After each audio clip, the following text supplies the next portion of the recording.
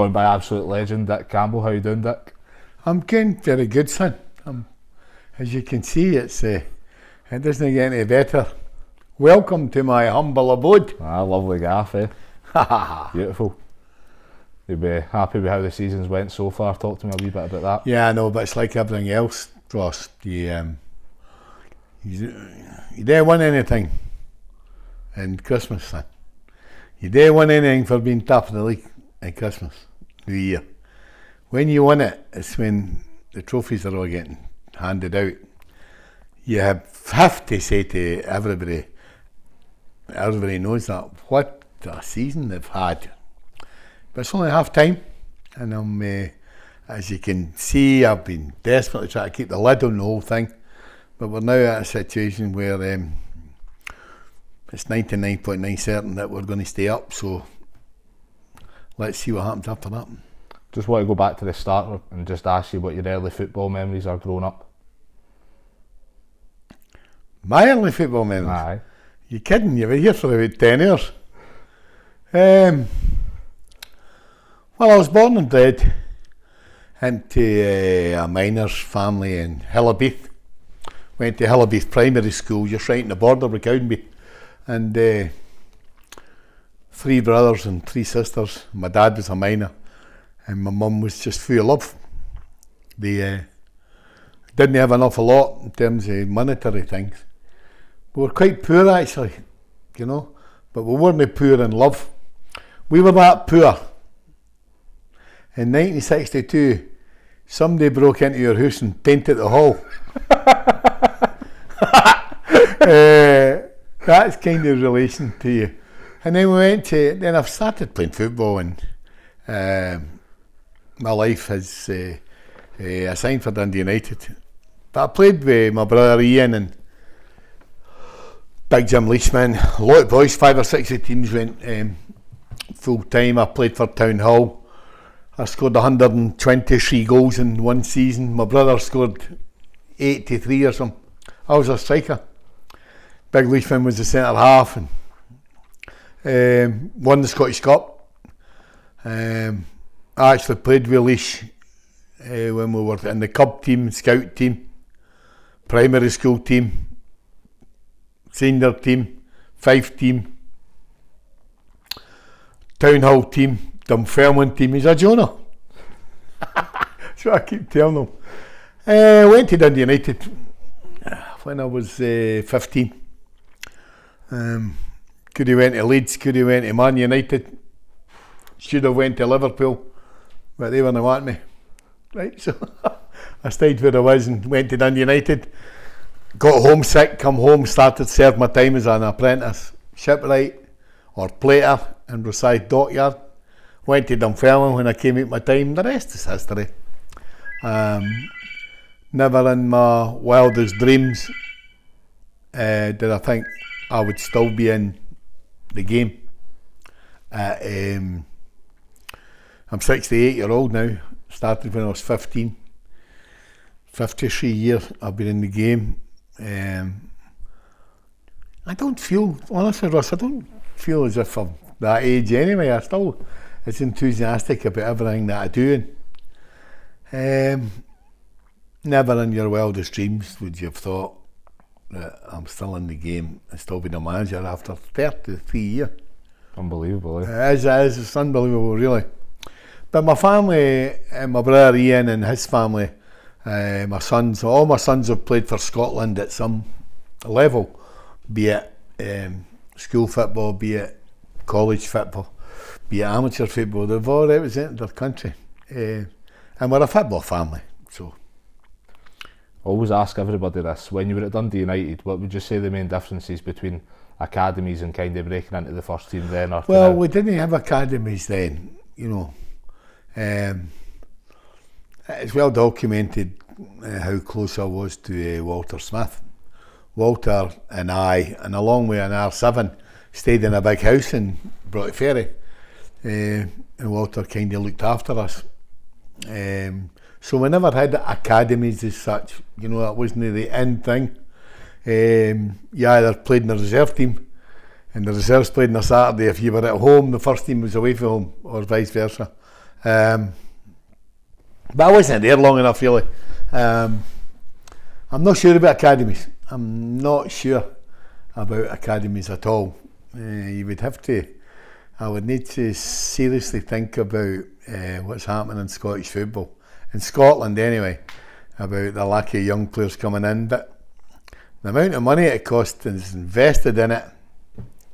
There'll always be one or two players get through the net, but over the piece, Celtic Rangers get the cream, Hearts and Hibs get the cream in Edinburgh, and Aberdeen get the best in Aberdeen, and everybody else has got to take what's left, you know. So do you just not think they work to an extent, or do you just not think that there's enough players coming through? There's definitely not enough players coming through. When I played, I used to run home from the school.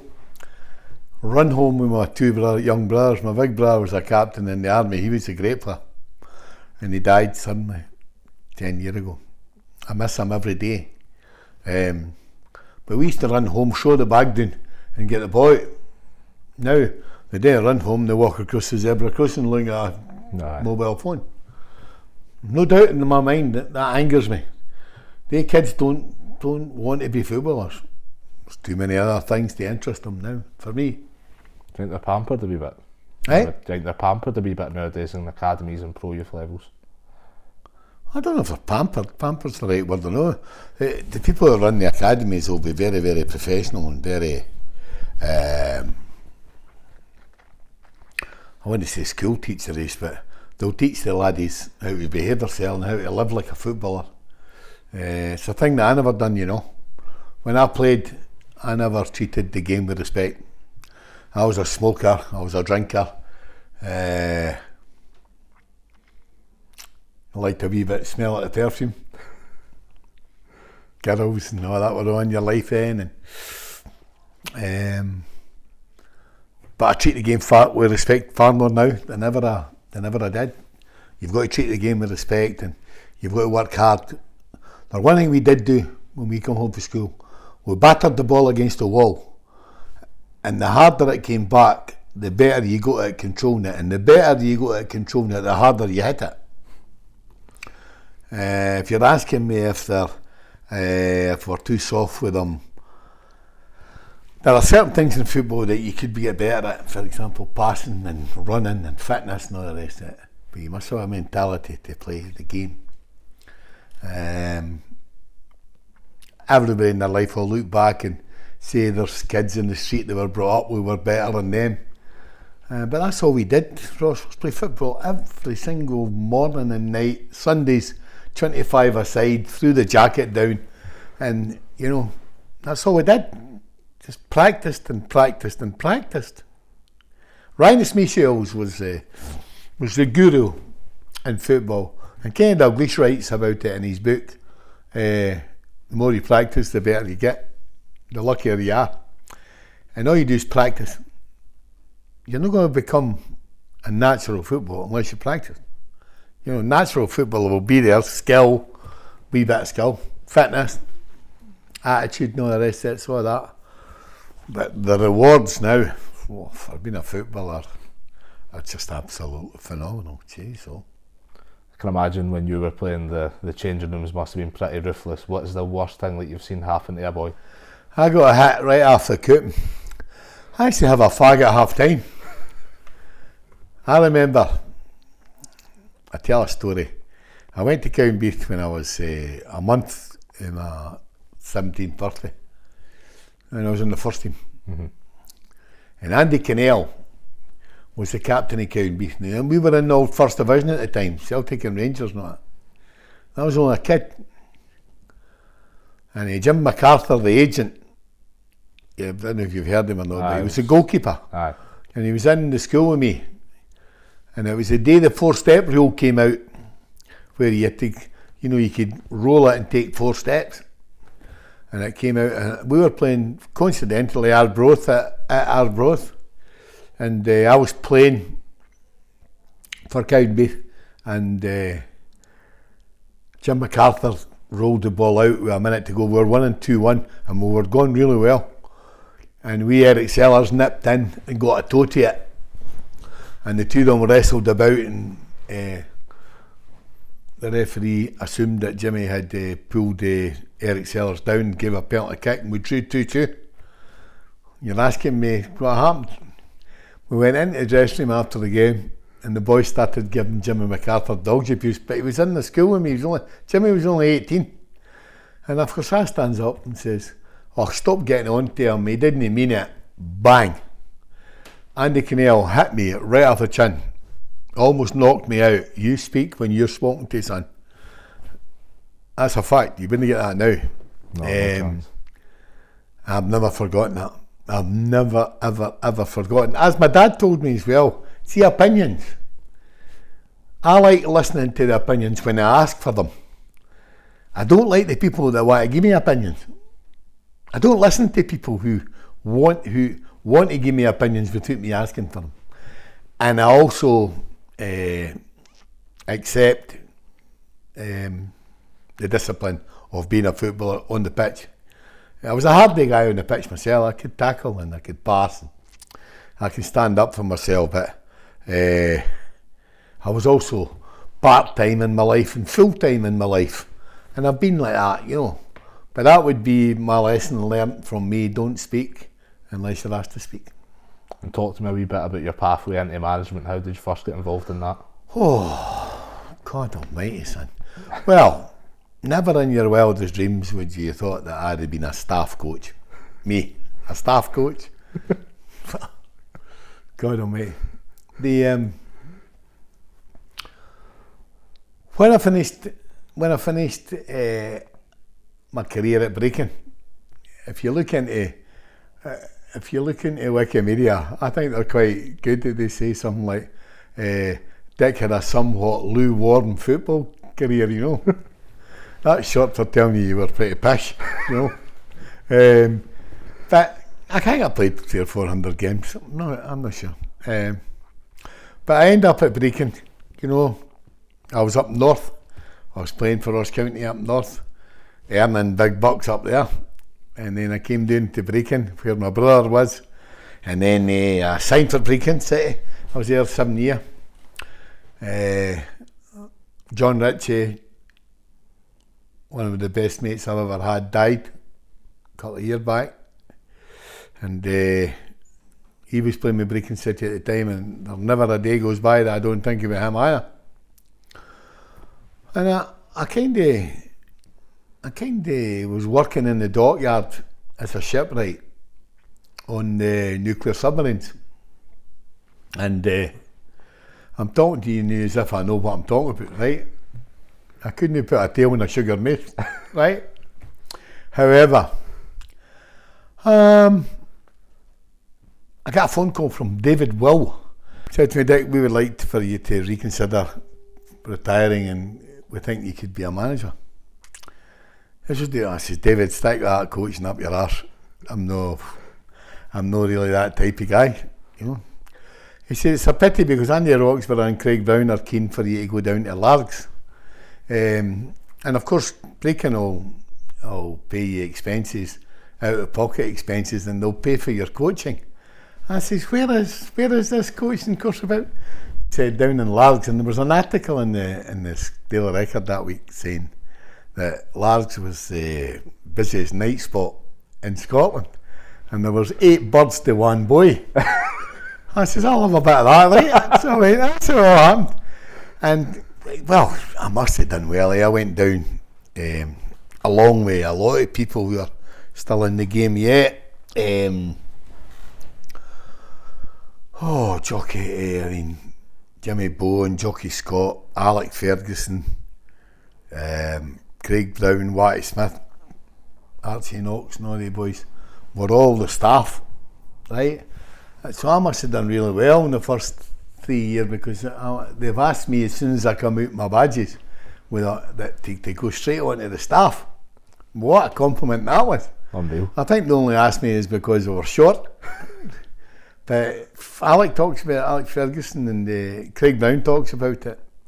Walter, so you don't talk about Walter all night, but I joined the staff, and then it gave me a wee feel for it, a wee feel for shape and organisation.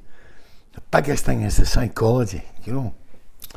So I went as John Ritchie's assistant manager to Brecon, and we did well, and we managed to take Brecon up, and I left there, and I come down and bought a pub in Lochgelly called the Silver Tassie, right?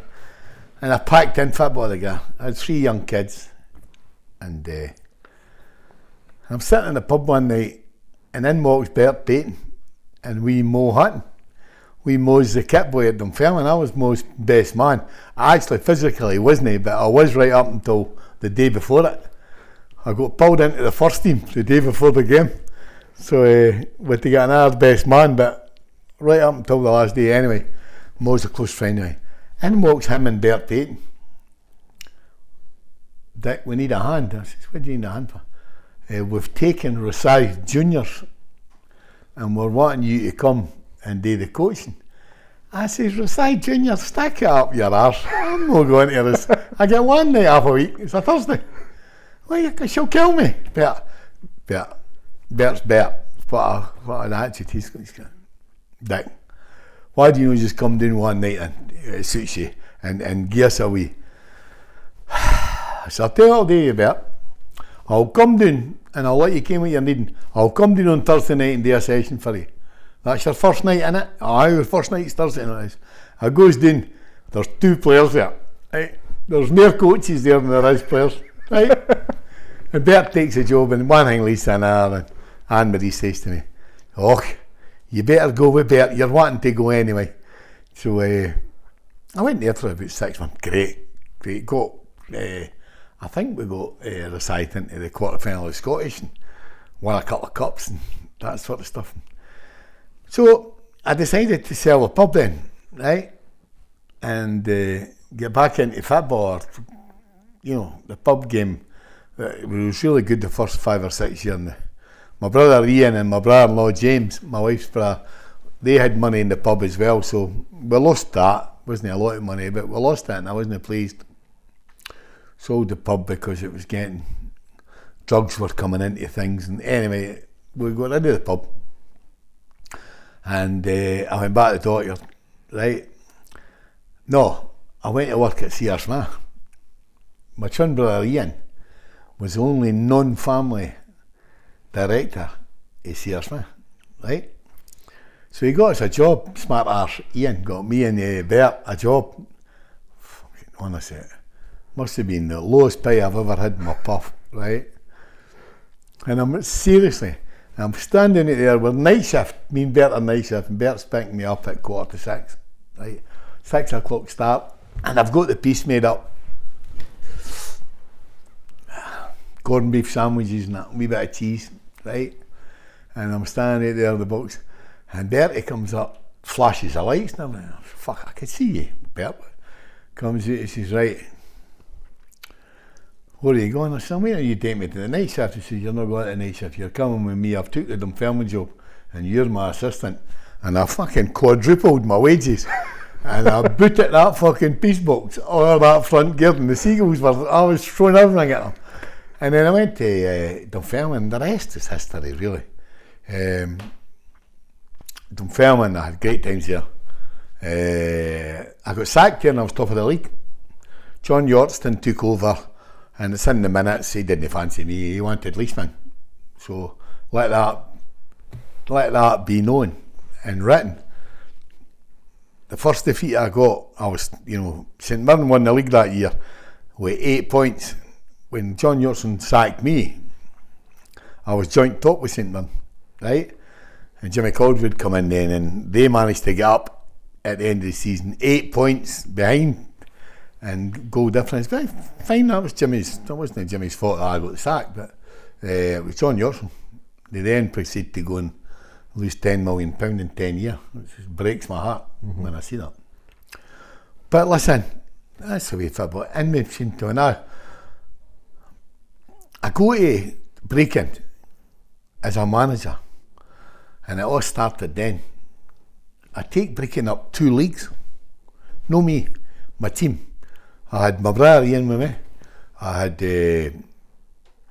John Ritchie, Arthur Henderson, and then you had Bert Payton, and John Young.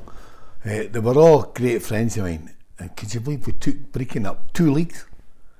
Unbelievable. People, it's unbelievable. So then I got the Partick Thistle job, right? John Lambie. He'd come on to me 6 months before it. And he'd come on to me again. Hey, you fucking don't be stupid. You're fucking taking that job now. I'm telling you, I'm not coming back for you again. And I went to Brown McMaster was the chairman. I went to Partick Thistle, and they were well down. We were bottom of the league. I think we were 7 or 8 points isolated. We went down with a point, which broke my heart. But I got them back up again the next year. And then I got sacked. I don't know why I got sacked, but it was a strange one for me. I got sacked, I don't know. I've been sacked 4 times, and 3 times I've been top of the league when I get sacked. I always remember the Forfar chairman, when he sacked me. We got beat, we'd lost 5 games in the trot or something, 1-0. Or we had a lot of injuries, and we were still 5th in the league, and the team below us got promotion to Sunrar. But anyway, he comes in, and I'm doing the press, and I says to the press, excuse me a minute, what is it, chairman? I says, you're looking off of doing the dumps. I says, I've had enough, Dick. I says, you're not resigning, are you? He says, no, you are. And that was my time I got sacked for that day. So, what a day. I then go to Ross County. I can't even believe that. 9 out of 9 we won. Top of the league. I had a difference of opinion. I'd rather not talk about personalities. I had a difference of opinion. You don't sack a manager that's won on top of the league. You don't do that. Unless it's personal. Anyway, I'll let everybody else run that one. Anyway, I got sacked out there. So, finished. Come down the road. I went to Forfar. And I take them up 2 leagues. Right? I leave there. And I go to Arbroath, and I take them up 2 leagues. So it's not a fluke, Ross. It's not a fluke. I enjoy being a manager. I'm a better manager now than I've ever been in my life. In what sense? I'm far more experienced. You know, Nicky Lowe, did you not hear about it on Saturday? No, I didn't see it. It was brilliant, because I was telling you about that carry on we had with the fans and all the rest of it. You've got to be very careful, PC, what you say now. Which is a sad reflection on society, as far as I'm concerned. The mobile phone, for me, is the curse of life. The mobile phone. I'm not into it at all, whatsoever. But we Nicky got interviewed, and I let my brother do quite a lot of it now, because I don't need it. I don't need all the shite that comes with it. You know, everybody's opinion, and they're so cool. These boys that are reporting, they've never been in the pit face in their life, but they're trying to tell me about it. But always remember one thing, Ross. See, reporters and press and everything, they've got an opinion after the game. They don't have an opinion before the game, because they haven't picked the team. In fact, they haven't been in the pit face to pick a team. So it annoys me. I'm not saying it annoys me about them all. Some of them have got Biscuits and all the boys, Alan Preston, have played the game. People who have played the game should have an opinion on it. There's a difference between playing the game and managing the game. Believe me, there's a massive difference. I could tell you that. So now I tend to back off. That's why I'm a better manager now. Nicky says on the radio, he says, the lassie says, what is it like to play for Dick Campbell, and this, that, and next thing, is the training different or that? And Nicky, Baldy Nicky, he says, well, the gaffer doesn't do anything, right? Well, fucking slaughtered him last night, I can't tell you. He doesn't do anything. It's Pink, my twin brother, that's his nickname, and John Young, they do all the training. And the gaffer just sits down and watches what's going on and makes sure that we're all working hard, which is fine. But what's the lassie says, what's so special about Dick Campbell? And he says, there's nothing special about him, he's just a decent fella and all the rest of it. And he phoned me up, I've been out for 3 months, and he phoned me up after the first 2 months and says, are you no back yet? And I thought I was going to get a lift for him. he turned in and he says, "You're the worst player I've ever signed." And indirectly, he knows what I mean. He knows that I'm genuinely concerned about him. And I always remember Bertie Payton saying to me, "Back off, Dick." I was a very aggressive player, and I was an even more aggressive coach. When now I don't. I'm soft. I'm a big pussy now. I just back off. Bert would say to me, "Watch him. Watch Den Beeman the day. Watch McCarthy the day. Watch Craig Robertson the day, Dick. Back off." And I'm ready to get in about them, And Bert, and I learned. I always learned, because I always remember wee Willie McLean, Jim McLean's father saying to me, "Dick, here's a wee tip for you. See, in football, if things don't change, it stays the same." That's a great saying, that. Think about it. If things don't change, it stays the same. You're the man that makes a difference. You've got to, if you land on a fence post and you dare get off it, you'll be there the next morning. Right? So you've got to make changes. So if things don't change, it stays the same. If it stays the same, you're out of job. So make changes. But think about it. Back off first, make sure. Back off. Wipe on, wipe off, wipe on. Think about it. So that's what I do now. But the laughs I get in football now, I honestly, every single night, piss myself laughing. I have a carry on with every single player up there. I think they would back me up if I was in a fight. I certainly would back them up. Think about what's happened to us. I've been up there 7 years now, 6/7 year, and see all the players, the McKennas and Scott Stewarts, Colin Hamilton, Stan O'Brien's, Ricky Little, Jason, Bobby Lynn. What can I say to you about them? David Gold. They've all been with us for 5 or 6 years, and they've progressed. I find it difficult to replace the players. I mean, you might think, he's a second division player, I'm telling you now, I find it increasingly difficult for me to find a player to go into my team. The only players that are come into my team are players who have come to a higher level and want to go part-time, right? Or a young player who's needing game time. But they've got to be better than what I've got. And that's my criteria. They've got to be better than what you've got. Look at us this year. Look at us now. We're in January and I'm sitting 4 points clear. Or we're sitting 4 points clear. Tell me who I can get to make us better. I signed Whiting last week. It's a great signing for us. Great signing.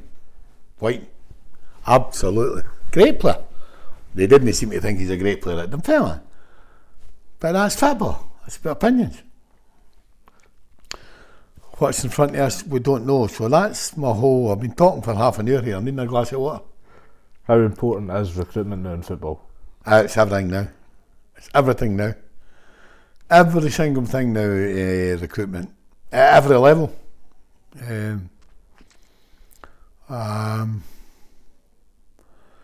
I don't think being a full-time footballer in Scotland is all it's made of. No, there's great money up here. I'm in recruitment. I worked for my brother's recruitment company. I was the general manager. And I try and marry up the job description with the wage and all the rest of it. If you go to Livingston and go to most teams in our league, they're only earning the same as what the standard project manager or joiner or fucking plumber or something like that. And now, some of them are earning footballers. So it's not all what it's made out to be being a professional footballer. What is you prepare yourself for the game, and most young boys want to tell you they're a professional football player and they're full time in that. But at some stage in their life, they've got to redirect their life and start to put a dinner on the plate. How do you convince boys to go part-time? Well, really, I don't really need to convince them, Ross. The reason they're talking to me is they've not got an awful lot of other options.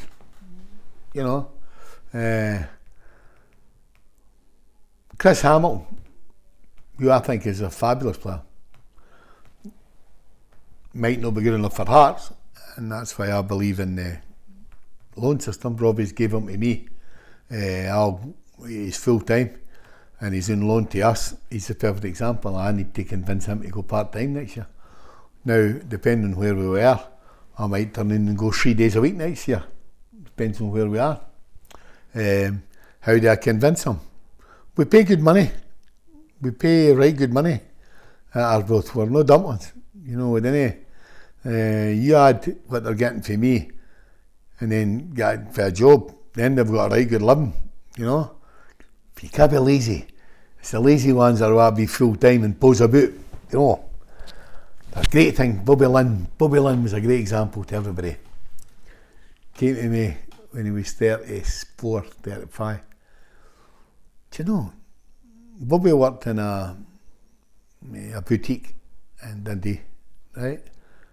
Bobby Lynn, what a player he is. I mean, he's got a testimonial next month, sold out within 10 minutes. What a player he is. He's 37 now. It's like everything else, you know. He comes to me and I offer him a contract. I've changed my job, gaffer. I says, you've changed your job? This is what you got to do now. I'm going to work with the council. This is what you got to do with the council, son. I'm going to empty the buckets. I says, you're what? I'm going to fucking empty the buckets. I says, fuck off. You're not, are you? He says, I'm going to empty the buckets. Gaffer is great. He says, I'll tell you something else. I'm going back to the boxing. I says, Bobby, fuck off. Come back and talk to you in the morning. I'm telling you, Gaffer, I'm going to the boxing 3 nights a week. And the boys call me the laughing boxer. When I'm picking up the buckets, he says every day I'm out and I'm fucking buzzing. I'm picking up this and picking up that, and then I go to the boxing at night. I've never felt fitter. I knew I have to get fitter because I'm 35.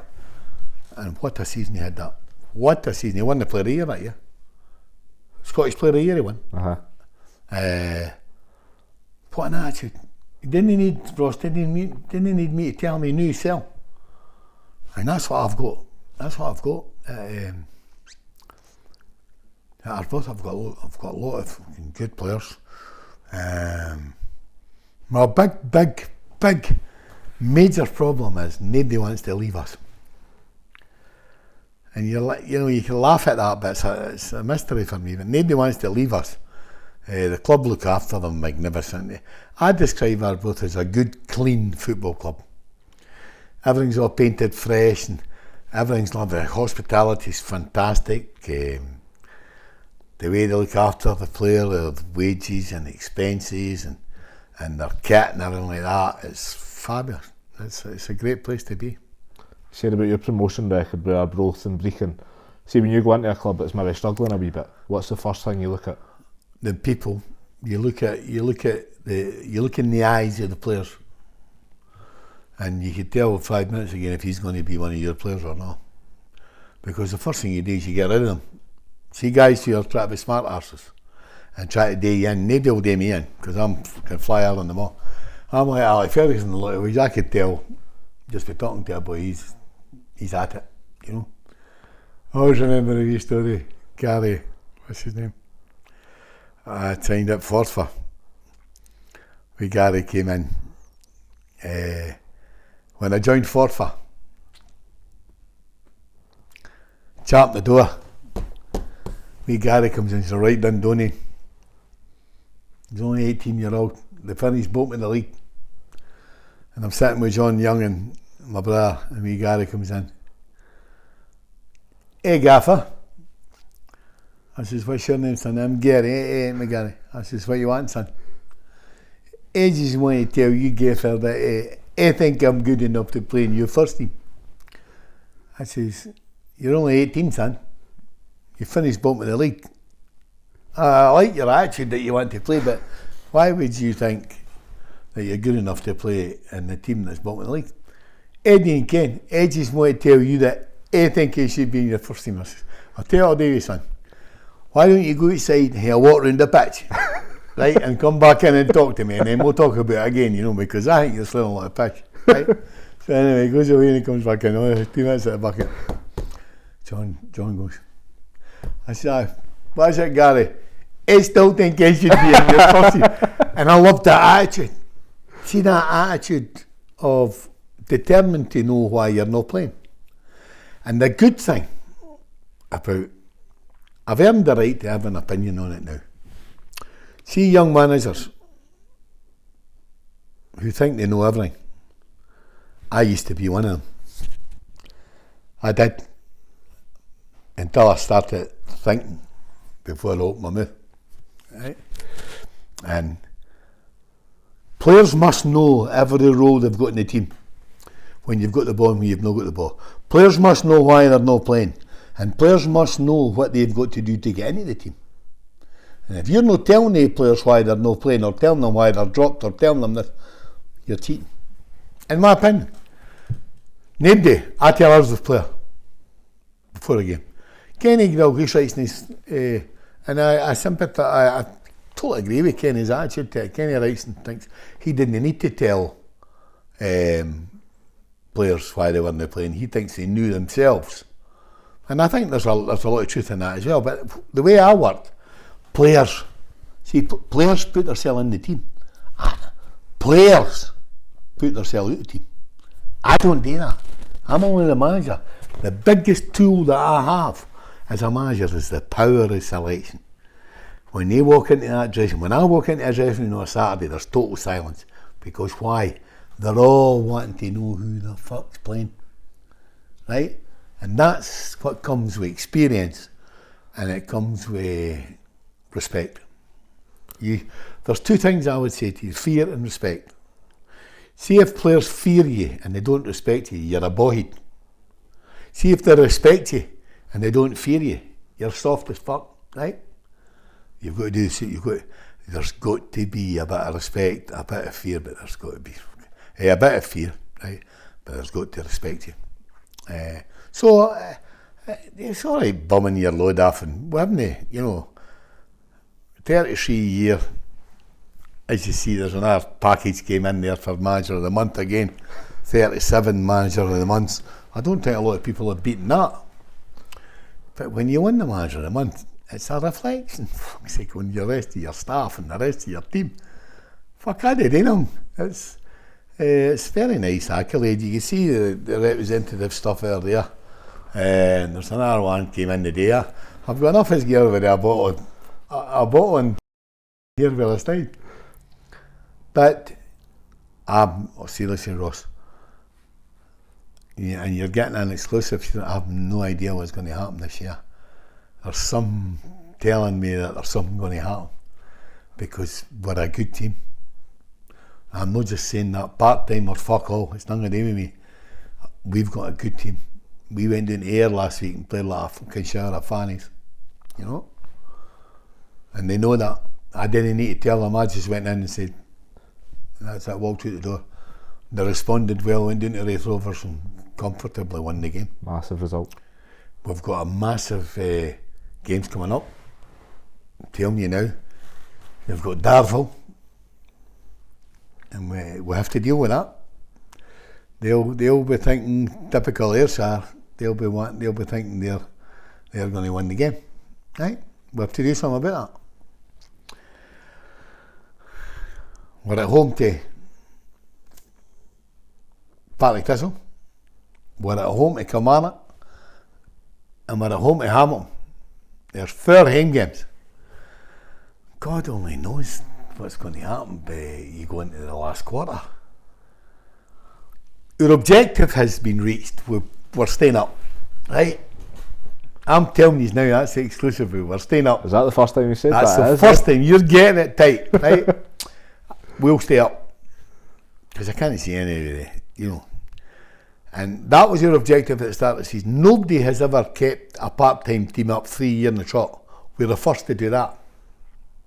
The odds are stacked against you, is there? People will think that's an unbelievable achievement, though. I went in, I was getting told the other night there, my young brother likes his betting the horses, right? And he was telling me the betting, 6-1 Arbroath. 11 to 10. What do you call them? Kilmarnock. 11 to 4 in the net. Then 6 to 1 Arbroath and 7 to 1 Partick. I couldn't care less what anybody else says. I'm not interested in what anybody else says, Ross. Is that selfish attitude? Does that come across as selfish? I don't think so, no. I'm not meaning to be selfish. I've got the utmost respect for everybody in football. I have no time for arseholes. I have no time for press who... There was an article in the national paper last week. I thought it was unbelievable. Rangers and Celtic didn't have a game last week. And in the day... I'm going to tell you the paper it is. The first 10 pages were with Rangers and Celtic. They never had a game. It's just the way football is. But the reporters were giving their opinion about who's going to win the championship. And 6 of them were on it. Not one of them mentioned Arbroath. Not one. That suits you though, surely, eh? I don't care if it suits me or not. It's a sad reflection on their fucking eyesight, you know. They've not got the resource. What resource are you talking about? Good players, fucking play good players. I'll sign another couple. But as you said, that'll be up on the one. That'll be up on the one the next home game. I'm buying what they said about you. They're all fancying Partick Thistle to beat us. They're all fancying Command. That's fine. I get that. But as I've said to you, getting back to what I'm saying to you, the only way you respect people's opinions if they have a bit of respect themselves and stop telling everybody what they've got and what they've not got. I'm approachable. I'm very easy to talk to, and I know we need to have the press behind you. Speaking about signing players, one of the loan signings you made this season, Newbley. What can Premiership and Livingston fans expect to see from him? Joel. Yes. First and foremost, you've got to thank David Martindale, right? David's become a good friend of mine. Gave me him. Do you know, in all the years that I've been doing it, 33 years, we always used to judge strikers by how many goals they score or how many assists they get, right? That's no longer. I will never play one up front again, right? I cannot. It's doing my head in watching the football and you one up front, right back to right centre, back to left centre, back to left, back to. It doesn't do anything for me. It doesn't do anything for the product. It doesn't do anything for me. But more importantly, one up front. What is that about? I tried it twice and I'm telling you now, I'm not doing it. So I play 2 up front, and they strikers are judged by how many times they keep us in that forward third of the park. Either with a foul, or a header, or a bit of pace, or a corner, or a throw-in. They have to keep me in that forward third because I've got players that can get forward all day. And then it lets my back four get up. It's no rocket science. Fucking one player up front. I'm afraid that's no for Dick Campbell. That Newbley was the best I've ever seen in 33 years at taking you up the park. Fucking can't get the ball off him. He's not a prolific goal scorer. He only scored 4 for us. But Jack Hamilton scored 9 last year in 12 games. Michael McKenna's got fucking 13 this year. But what a player he is for taking you up the park. He's a great lad as well. Fucking great lad. He keeps on giving it to me. How are you? You know, he's a lovely guy. I'll tell you something about him. I went into the dressing room after a game. I was doing my post-match address, and I'm saying, "Where the fuck's Newbley?" And he's there talking. He's outside gaffer. He's talking to the press. I said, "He's talking to the fucking press, is he?" You know what, listening to me, get him fucking in here. So I go to, he wasn't talking to the press, he was talking to about 50 or 60 young kids there the other side. He had been up on the Wednesday to the primary school on his own, of his own accord. They had just written to him, and he went up there and he spent the day. What does that tell you? It tells you he's got a bit of fucking humility about him. Never putting for expenses for fuck all. That's a They love classy him. touch. They fucking love him. Alan, darts player, right? Sits in the fucking quarter final of the World Championship. Who's playing demonstrating matches? Big Jules. And so he's got that about. I love him. They love him. I love him as well. But he's way back. We're blessing. But we've got to get on. Obviously, Anton Dowds is the way back. Falkirk, in their wisdom, were very silly. You know, start the season, they had a question and answer, and somebody from Falkirk official said that Anton Dowd will never ever play for Falkirk again. A week after he had to put him to us. And now a new manager comes in with a new regime. They wouldn't even answer a phone call for us. They're a disgrace. But a disgrace in the nicest possible way. I understand totally their manager and their new regime want to keep Anton Dowd because he did really well for us. But you shouldn't say that publicly, that he'll never play for you again. That's not for the public to know. Mm-hmm. That's just running away from it for me. But up in Arbroath they have a lovely set of guys, and great directors. Every single one of them work, great chairman. That's what it is, I'm afraid. I've no intentions. If you go, I'm not honest, I've just got a feeling something's going to happen this year. But I'm not going to shout my mouth off it. See, everybody in this league, all the fans in this league, apart from Arbroath, all have delusions of their team getting into at least the playoffs because they're full time. Mm-hmm. Right? Our fans are just wanting us to stay in the fucking league, no win it, right? So we've done that. Now it's up to us to have a wee see what's in front of us. And I couldn't give a shit if you lost every game for here at the end of the season. I'd be annoyed, I'd be angry with my players because we've got a good team. You said earlier on that you've calmed down as a manager a wee bit. Has there ever been a time? I'm a pussy now. I'm not fucking sure about some that. of the things. Well, it was only 3 years ago. I was on the fucking pitch at the 18-yard box at Ayr. I always remember my wife saying to me, "What have you been doing?" I said, "Like, I didn't realise I was so far on the pitch. I couldn't have seen it at night. I was on the fucking penalty spot." But I've had some set twos with managers and early years. Has there ever been a time where you think you've took it too far? There's a couple of times I've pushed the levels. I've always had a sort of love-hate relationship with referees, you know. And what you've got is, if you look at breaking and forfeiting, particularly Arbroath, you're very close to the touchline. And I hate a fucking insignificant linesman fucking telling you to sit down all the time, you know. And I say to him, "Fuck off, I'm trying to watch a game like you know. But you know how to do that now." And I'm mellow. I now sit in the stand. I'm not put in the stand. I sit in the stand. And I only go down if I need to in the second half. My brother's very capable of making decisions. I've had some great laughs, honestly, with referees. And there was one year, the referees, I was speaking at a referee's dinner one day, and every referee that I didn't like was in that audience. I fucking slaughtered them, honestly. Left them without a name, I'm not kidding. And they loved it, you know. But I remember the Kenny Hopes and the Dougie Hopes and the Dallases and fuck me, you name. You know, they were. I remember Kenny Hope. I was manager of Brecon and went to get a draw. There was about fucking 20,000 at Rugby Park. And Tommy Burns and Jim Clayton were in charge of it. Come on.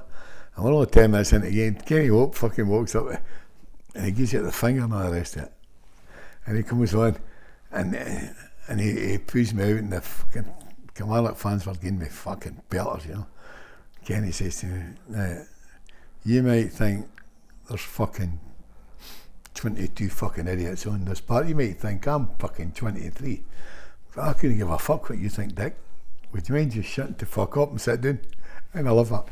That was the way men talk to men at that time, you know. there's some, I would hate to be a referee now, fuck it. As the, I couldn't see the fucking penalty kicks for hitting you in the elbow, fuck. VAR, totally and utterly against the whole thing. It's the worst thing for me that happened to football.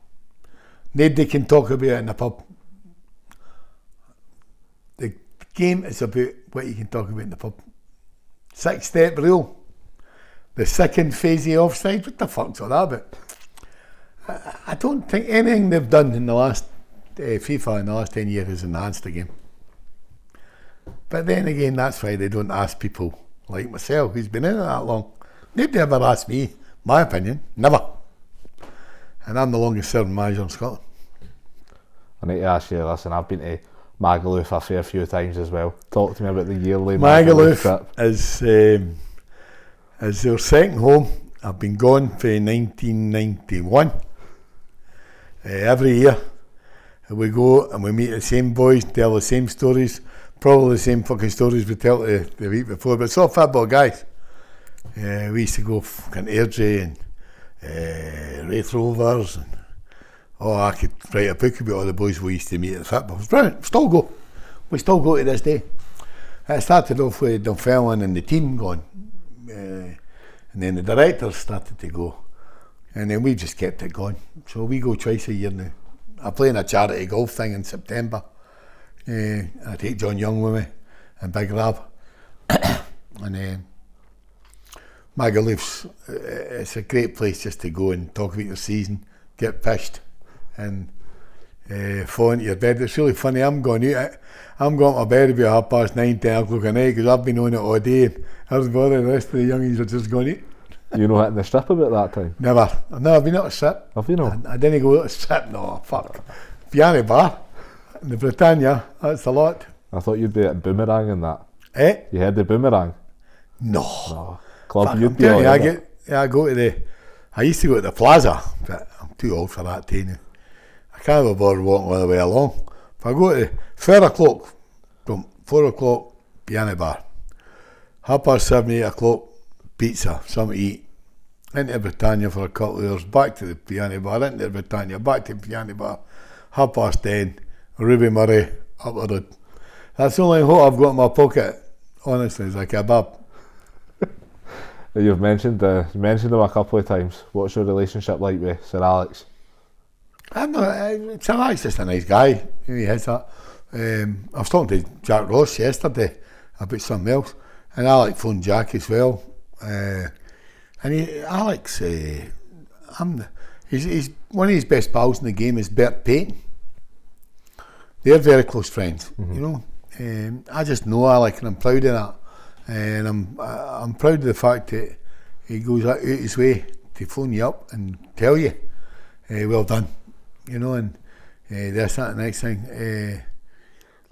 He's a really nice man. And managed over 1,300 games. How are you still saying? Well,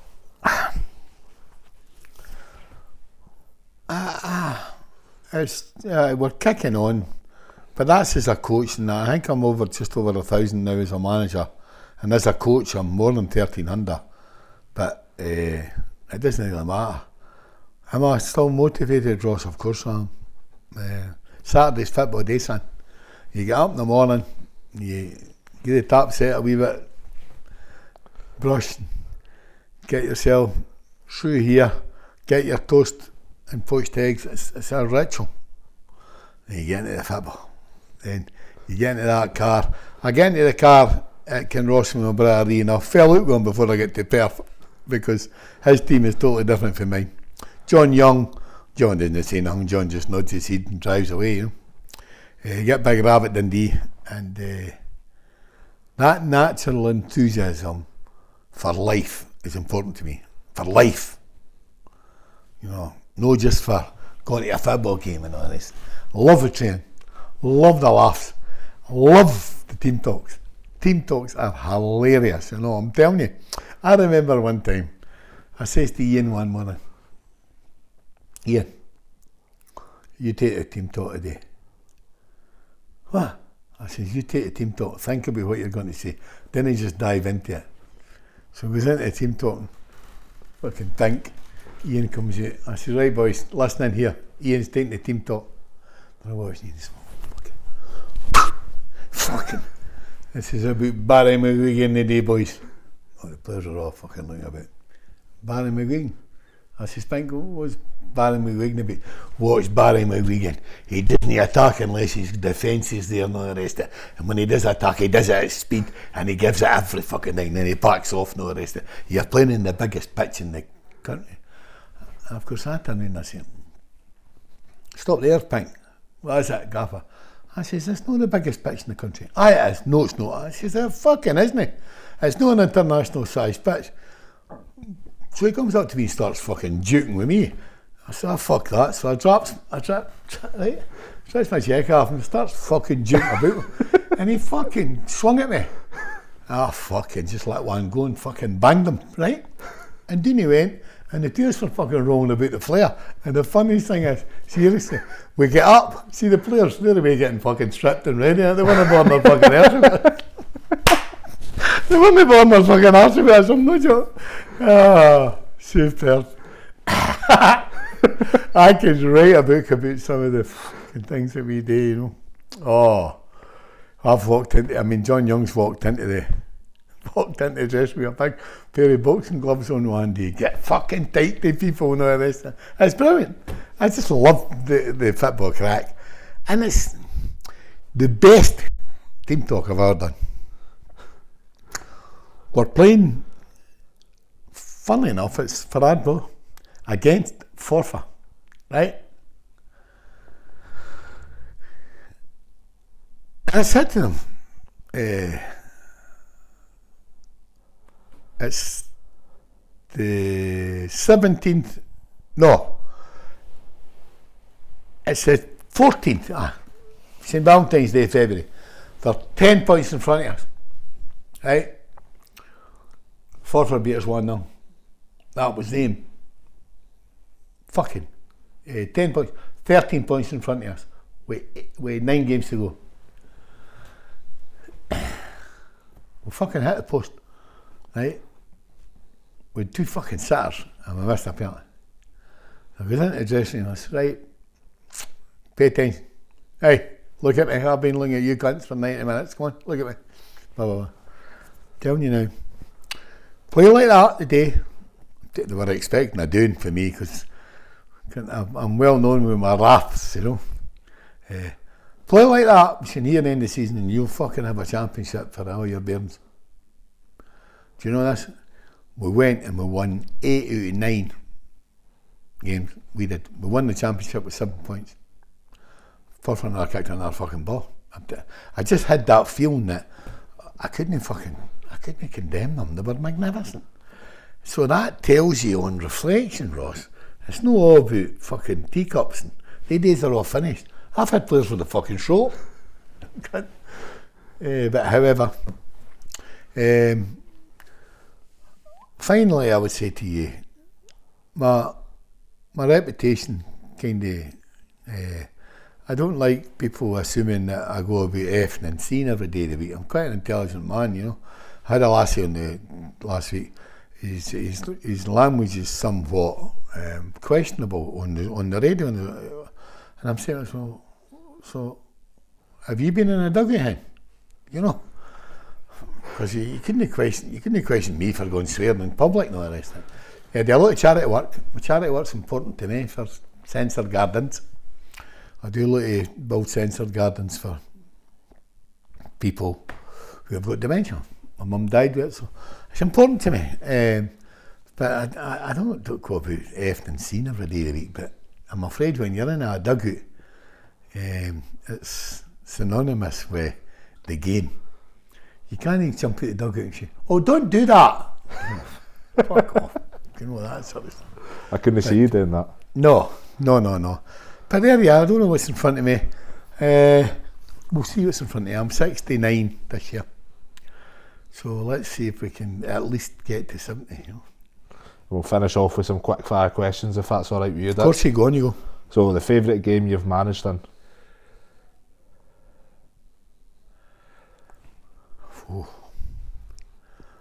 most famous game I've managed in would have to be Dunfermline against Dundee United at Tannadice.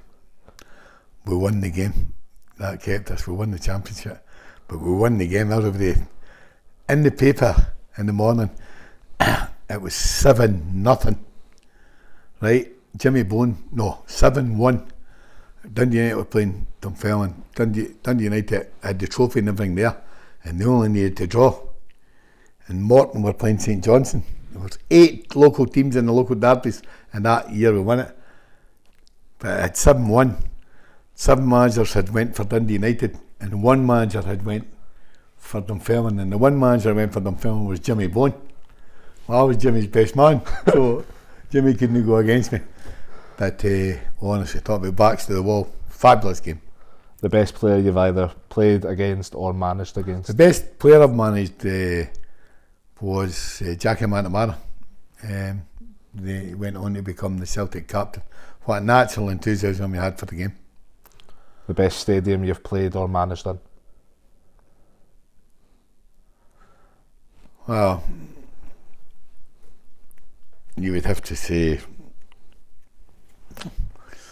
yeah, the best stadium. Fuck's sake, I couldn't. What's the best stadium in Scotland? I haven't played, managed outside Scotland. Celtic and Rangers, really. Your best mate in football? Your best mate in football? Oh my goodness. My best mate in football would have to be Bert Payne. Your favourite piece that you own of football memorabilia? I have a picture with me, John Young, John Ritchie and my brother Ian. There are 3 people in my life that mean a lot to me. And you've already said it, but I want to hear it again. Are Arbroath safe for relegation this season? Yeah, we've done it, Ross. Well done, son. I told you in August you couldn't do it, but I'm telling you now, we're no gone down. Absolute legend, Dick. Thanks a lot for Oh, coming that's great, on. Ross. Well done. Thank